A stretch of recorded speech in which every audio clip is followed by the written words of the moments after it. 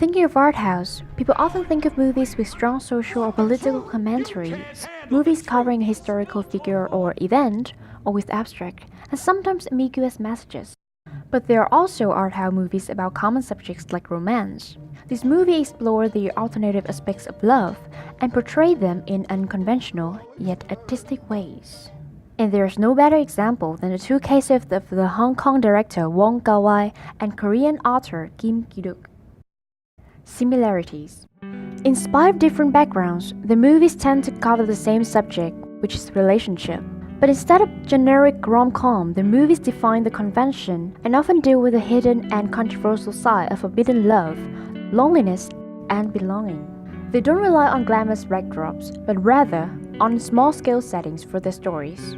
First, there are a lot of repeating scenes. These, however, are not static or repetitive, but play a role of highlighting the changes for the audience. The characters are often forgotten by the society. They live plain lives, and in some cases, we neither know their name nor their background. However, we still can relate to them because their stories feel real and their relationships feel authentic. Even when most of the story end in tragic ways, they still move the audience. Their movies achieve great level of recognition worldwide, but how the two directors structure them is different. Differences. Firstly is their difference in inspirations. Wong My is an author who works with his people and gets inspired by them. Kim Ki-duk, on the other hand, The most important element for me in making films is the location. therefore, their narrative styles are different. Wong Kar-wai's movies are character-driven. We exclusively follow the protagonists and their internal conflicts as the story progresses. Meanwhile, Kim's movies are plot-driven. They focus on external changes and events. His movies don't follow just one plot line. They often split into different acts and chapters. Each explores a different story or characters, giving the movie diverse perspective and outlooks. The two are also different in filmography. Wong's movies are widely celebrated and recognized for his distinctive visual. All of his movies share the same aesthetic DNA, excellent cinematography, carefully constructed mise-en-scene, and masterful production design. Unlike other filmmakers, he doesn't rely on conversation at crucial plot points. I love you. I know. He used vivid imagery and internal monologue to convey the deep emotional struggle.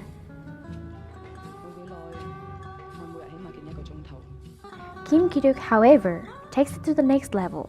He rarely relies on verbal exchange. In some cases, the protagonists don't even say a word throughout the movie.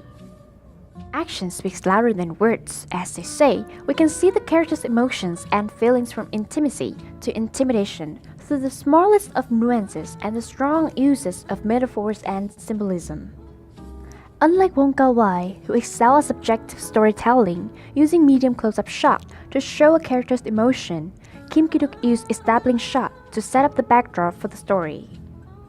We get to spend time with the characters in their world, so when the story twists and turns, we know how they reach that breaking point.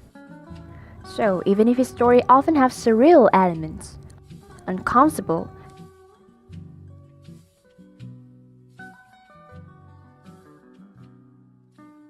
and sometimes downright disturbing scenes, we still relate to the characters' progression because they are portrayed in such brutal honesty. In general, their movies still consist of basic romance elements, but the development direction are very diverse. This caused their movies crossing the B-genre line, combining many elements from other genres, making each movie artistic and distinctively beautiful.